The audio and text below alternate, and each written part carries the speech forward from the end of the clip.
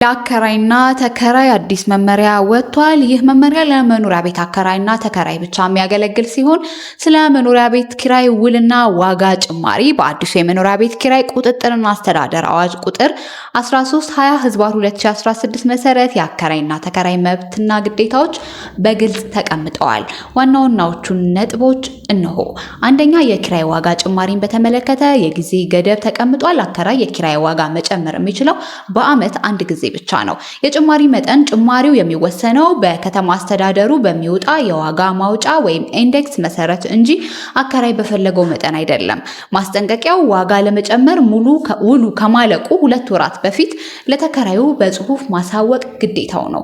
በሁለተኛ ደረጃ የኪራይ ውል የሚቋረጥባቸው ምክንያቶች የኪራይ ውል በጊዜው ሲያልቅ የሚያበቃ ቢሆንም በውሉ መሃል ግንኙነቱን ማቋረጥ የሚቻለው በሚከተሉት መንገዶች ብቻ ይሆናል። በስምምነትና በማስጠንቀቂያ። በስምምነት ከሆነ ሁለቱም ወገኖች ተስማምተው በማንኛውም ጊዜ ማቋረጥ ይችላሉ። ቤት ሲተላለፍ የቤቱ ባለቤትነት በሽያጭ ወይም በውርስ ለሌላ ሰው ከተላለፈ አዲሱ ባለቤት የ6 ወር ማስጠንቀቂያ ሰጥቶ ማስለቀቅ ይችላል። ተከራይ ሲፈልግ ተከራዩ በማንኛውም ጊዜ ለባለቤቱ የ2 ወር ማስጠንቀቂያ በመስጠት ውሉን ማቋረጥ ይችላል።